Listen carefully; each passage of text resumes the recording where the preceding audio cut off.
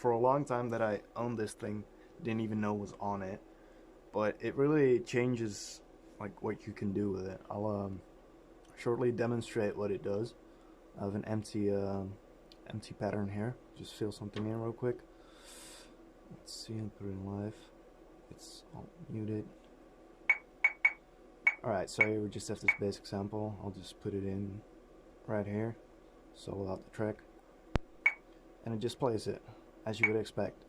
Now let's see what happens if we turn on the looping and do that by this. You hear it will loop the sample, and it sounds kind of like a delay now, which on itself is pretty cool, but you can mess around with it so much, it's incredible. So I'll just show you a bit. What really does a lot is messing with the start point and the length, because that actually, you know, sets the size of the sample. Let me turn the decay down a bit so you don't hear that all the time, but that sets the size of the sample, so it will change how it will be looped.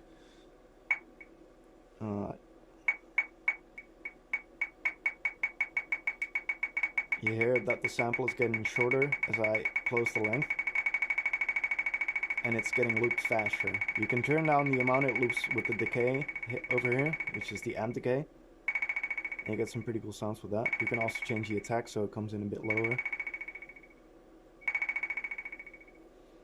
And then along with that, you can mess with the speed. You get some really cool sounds there alone. And along with this, I mean, if you turn on motion sequence, you can just record in some cool stuff.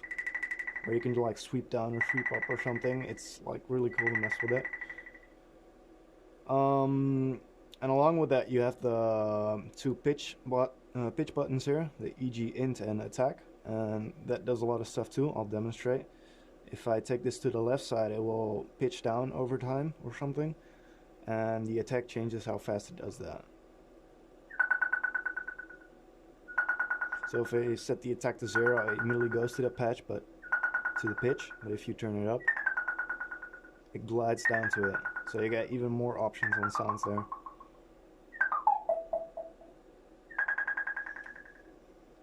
So that's like the different stuff you can do with it. It gets really crazy, as you can hear.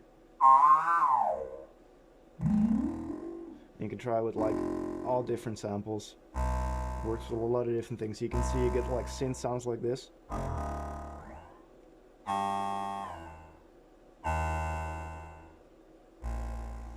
And I'll just demonstrate kind of how you can use it in a musical way. Right here I have a simple hi-hat, I think it was. Let me just play it. That's not a hi-hat. Alright, it's muted. There we go. There you go. And I messed around with the loop on this one a bit, and if I turn it on, you get this.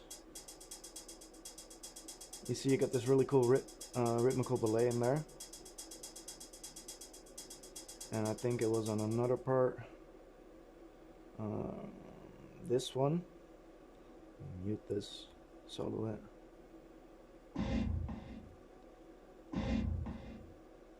I had this or something. Turn the loop off.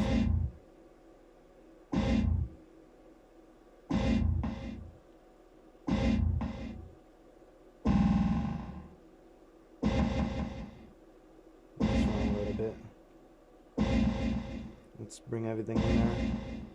Turn the volume down a bit.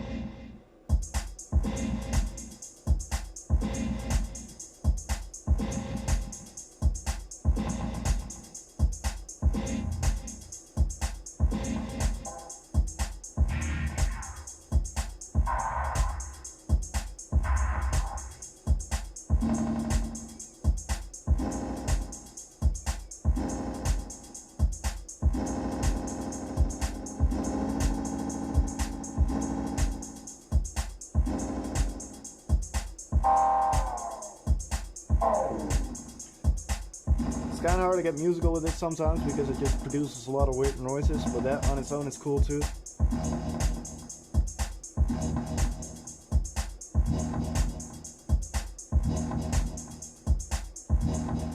So yeah, that's a lot of the stuff you can do with the loop mode on the sample.